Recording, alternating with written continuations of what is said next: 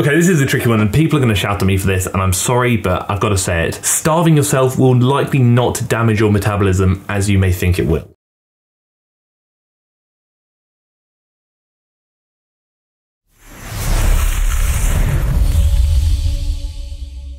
Back in business once again, but quickly I actually want to say thank you to the women that came up to me on the tube the other day and said that they watched my channel. That made my day, and I'm sorry that I was so awkward. I'm scared of the world. But genuinely, I really appreciate you doing that. Honestly, it's not often that things like that happen, and when they do happen, it's really surreal for me because I'm just a lonely dude on the computer doing things, talking about things I care about and trying to spread a good word. So when people actually say that my channel has helped them, or that they watch my channel, it's quite like a lot for me to take in, and sometimes I'm a bit slow at processing. So I'm sorry that I was probably a bit awkward and random. Today we're actually talking about ZoeUnlimited again, and don't come shouting at me in the comment section. Last time I did a video on Zoe, a few people did. I'm never critiquing the person, I'm merely giving my analysis and perspective on the content which happens to be created by Zoe, and it's actually the truth to slim legs. So immediately I want to know what's occurring. When it comes down to what I really changed, it is my mindset.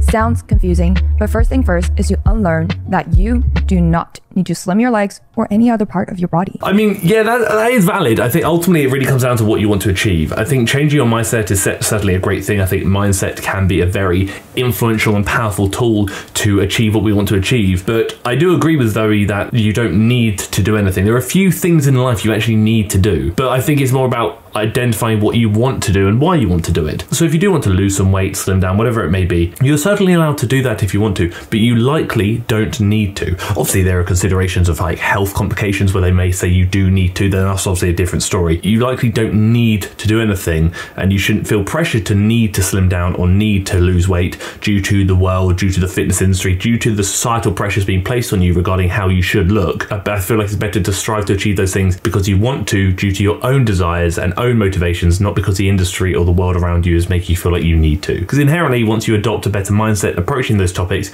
you're likely going to be able to do so in a more sustainable and healthy manner. I adopted a very active lifestyle. In relation to that, my overall body fat is low, and the bulk of my leg is toned muscles, not huge like bodybuilders, but very tight to give off the impression that I have what most people would consider as slim legs. It's an interesting one, and this is where the fitness side of things comes into it, is that I don't really like the use of the word tone. I get why it's used, I understand its meaning, all that stuff, but I don't personally like the use of the word tone. It really kind of refers to essentially being a bit leaner, therefore making yourself look a bit more defined due to lower body fat percentage. That's essentially what it really means for most people. I do think adopting an active and healthy lifestyle is great, it's fantastic if you want to, and obviously as someone in the fitness industry, it's certainly something I recommend. But the thing there is not a secret. It's not a magic pill to make you lose weight. It's not magic anything. Essentially, adopting a healthy and active lifestyle for Zoe probably means moving more. And then by default, by moving more, you are then likely burning more calories. And if you're eating the same and therefore burning more calories, you're likely potentially putting yourself in a calorie deficit, thus resulting in the loss of weight, thus then resulting into eventually slimmer legs. I think a lot of people go searching for these videos for a secret of how to lose weight or a secret of how to achieve slimmer legs, whatever it may be, when in reality it really does come down to move more, eat less, and maybe lift some weights as well. And genuinely 99% of people watching this video, whatever you want to achieve regarding a physique goal or a weight goal, you can probably achieve that by resistance training 2 or 3 times a week, maybe more, eating a bit less and just walking a bit more every day. If you do 8,000 steps, do 10,000 steps. In order to lose fat in your legs, you have to lose fat in your whole body. And no, do not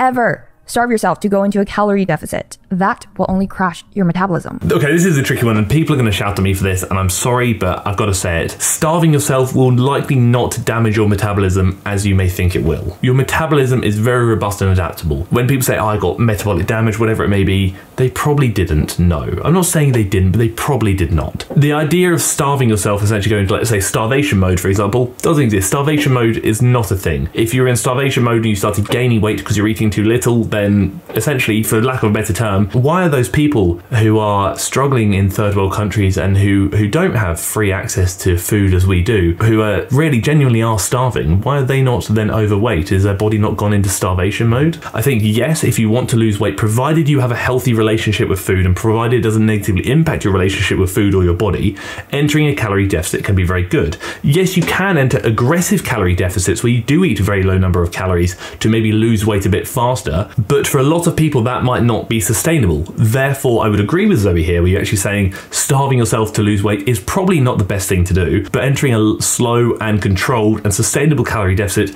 might actually be a better shout. But regardless of what you do, probably won't negatively impact your metabolism as much as you think it will. As always, if you fancy it, linked down below are a few things. You've got the link to the TFNL website, which is obviously where you can find all of the TFNL workout guides, being the growth guide, home workout guide, upper body guide, and glutes workout guide, which are essentially a fitness resource with loads of information and workout programs within them to accommodate you and your needs and your goals, which are always going to be linked down below and are on a bit of a sale currently. In addition to that, you've also got the link to work with either myself, Ryder, or Beth, depending on your preferences, on a one-to-one basis where we will coach you towards your goals online, which is going to be very fun. Do your programming, form analysis, answer any questions, get direct access to us and our phone numbers, so many cool things. And also you've got the link to the Train Heroic group coaching application where you can either work out at home, work out at the gym, or work out just like me, where you follow a program that I've created for you and the community, and it costs less than your Netflix subscription. And on top of that, you can talk to everyone, you can send your videos in the chat, you can do all sorts, and we can all chime in and see how we can best help improve and optimize each other's workouts together. Purely personal preference, but I prefer to have strong and toned legs. Bonus point is that muscles increase your metabolism, so having more muscles will help you burn more fat. And when it comes to aesthetics,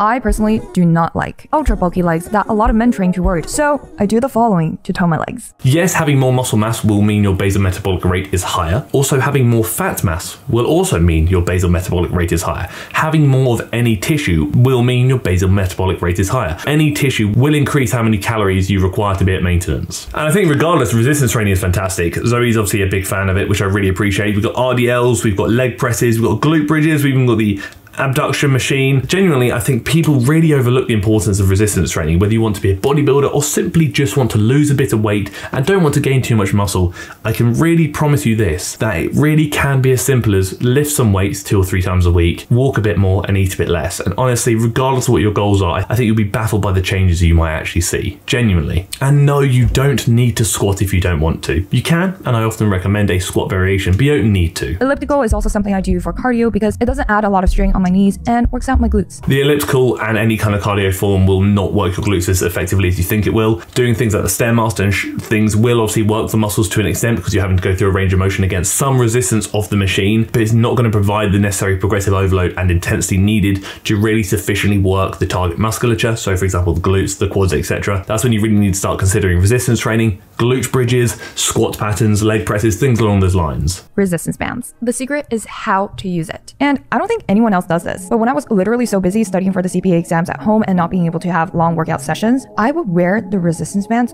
24/7. You do not need to do that. Please, I'm telling you this now, you really don't need to do that. I get the theory behind it. I get the idea of obviously you're adding resistance to your daily life. Sure, I understand that, but you really don't need to. It can be as simple as even just trying to fit a workout in every other day, even a short workout, but adding a resistance band is probably not gonna do what you think it's going to do, and at the end of the day that resistance is only going to be so far. There's going to be no room for progressive overload there, therefore results achieved from adding a resistance band versus actually just resistance training for a short period every other day perhaps will be largely different. I will always lean towards resistance training if you're able to, and if you're not able to, just even a 10-minute home workout with your body weight is better than nothing, but wearing a resistance band 24/7 is probably not what's needed, and it's probably not something I'd recommend you do. But I'm going to give you a little conclusion regarding the truth to slim legs. Lift some weights, eat less food, and walk a bit more. You cannot spot reduce body fat, as Zoe did mention throughout this video, but what you can do is you can build muscle, burn a bit of fat, and also live a healthier and more active and hopefully sustainable lifestyle along the way. So in fairness to Zoe, some good information in here,